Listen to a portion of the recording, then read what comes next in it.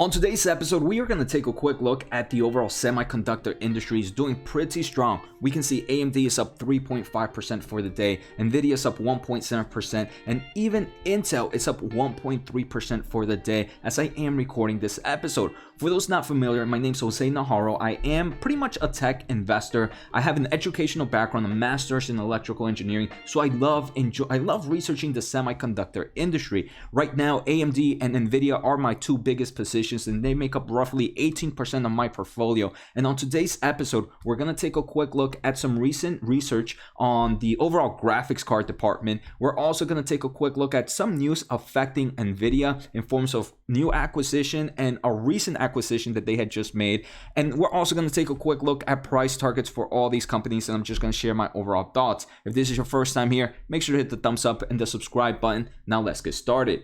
So like we said, all semiconductors are doing pretty strong today. It's been a pretty green day in forms of stock market. I think my portfolio today hit an all-time highs, which I'm super excited. I hope you guys as individual viewers are also doing well in the overall market right now. Best of luck. I wish everybody's making money right now. So today we are going to take a quick look at this research by JPR. This is John Petty Research, and they kind of talk about the GPU market. So the GPU market, some of the main players right now are Nvidia and AMD. Those are probably the two biggest players in form of discrete graphics cards. But there's also integrated graphics cards, and Intel kind of plays that game. So let's take a quick look. Right now, if we take a quick look at the overall PC GPU vendor market share, this is both integrated and discrete. Discrete is pretty much when you buy that individual graphics card. Those are what AMD and Nvidia sell. Integrated is sometimes inside a CPU, and we know who creates CPUs, Intel's and AMD. You have some form of integrated graphics processor as well.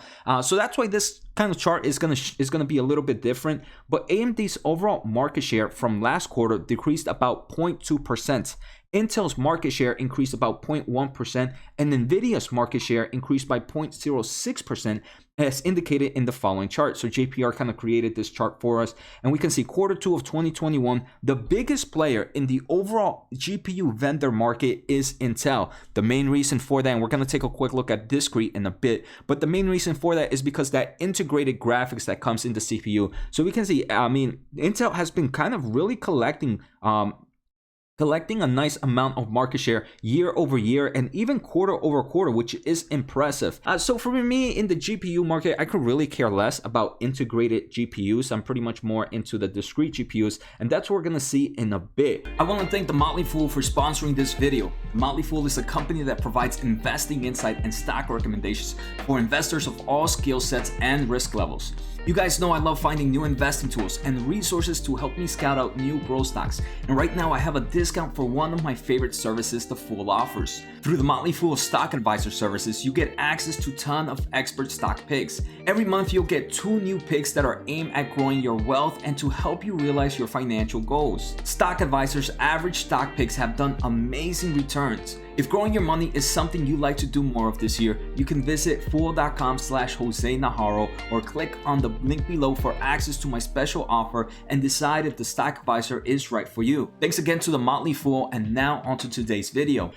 So here we can take a look at the total desktop and notebook market share for discrete graphics cards. So these are the individual cards that you buy, and these are the main components, right? And we can see AMD and Nvidia are the two players here.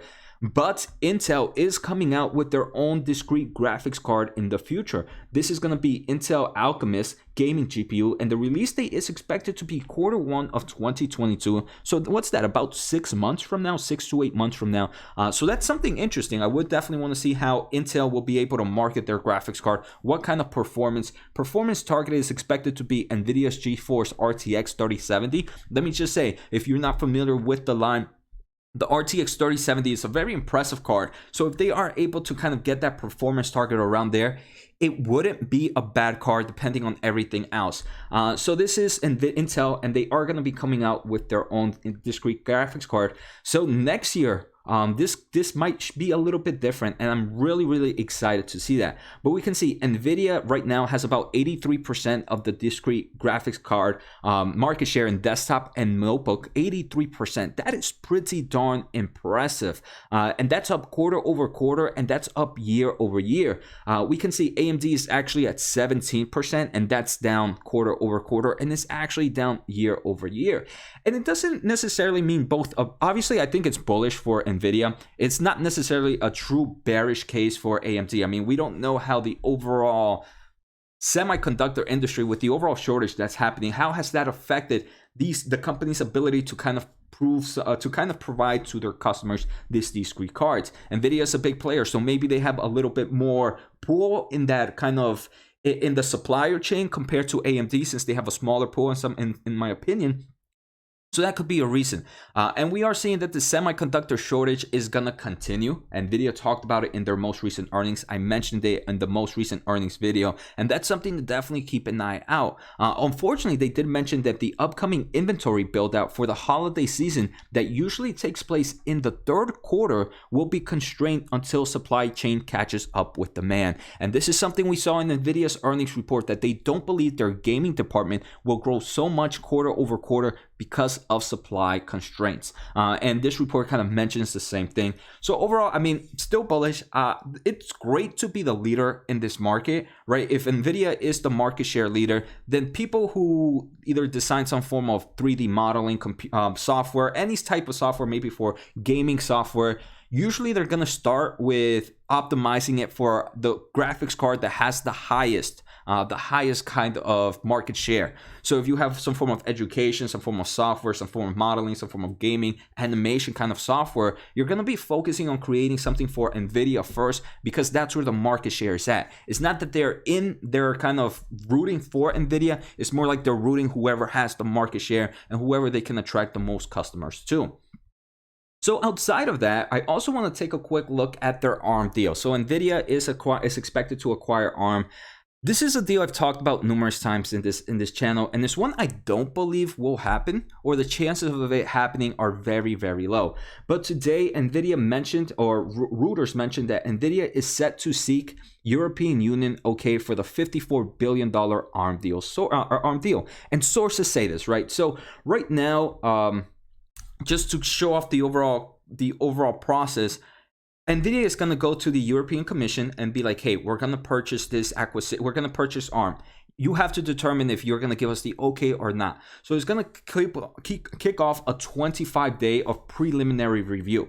After that 25-day of preliminary review, the EU is going to be, hey, we need to probably do a longer time frame, maybe a full investigation, which is usually about 90 working days. Or we're giving you the okay right now. More than likely, I believe the 90 working day will happen, just because we saw earlier last week, I believe, that the overall UK regulators said that they needed to do the full investigation. So if UK regulators are doing it, I wouldn't put it past that the European Commission is also going to do it. But this is, I don't know if it's bullish or bearish case here. It just shows that Nvidia still believes they will get this ARC acquisition, and they're still going with the process, right? So this is something interesting. I want to see how it plays out. I do believe this March 2022 deadline that they give is not going to be met. And it's going to be pushed off a lot longer. So something investors should kind of keep an eye out. The second thing I want to talk about Nvidia is another acquisition. This is a very small company that they purchased. So Nvidia just purchased DeepMap. This acquisition was kind of talked about, I believe, in June or July of 2021. But yesterday it was updated. It was updated August 26th that Nvidia has completed this acquisition. So Nvidia has acquired a company called DeepMap, which is a startup dedicating to build high definition maps for autonomous vehicles to navigate the world safely.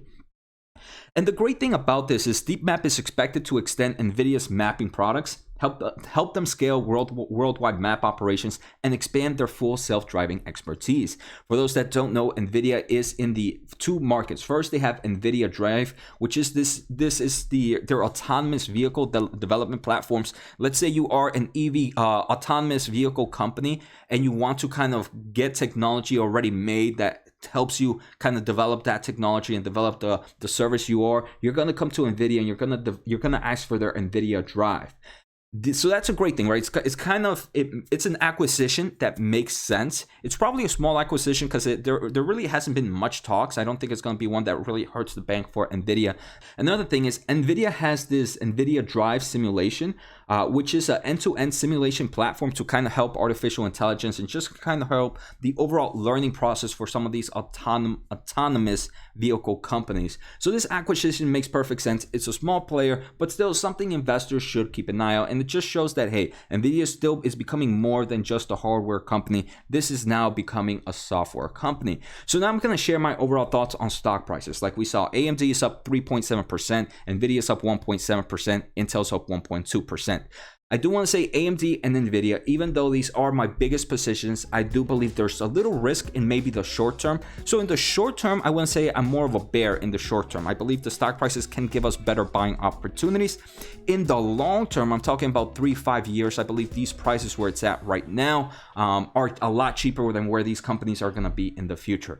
So AMD, Nvidia, right? These not once I would open up a full position at the moment, but wouldn't mind getting skin in the game if I didn't, because these are companies that in the long term I believe can give us better returns. So I hope you guys enjoyed today's episode. Take care, have a good night, and see you next time.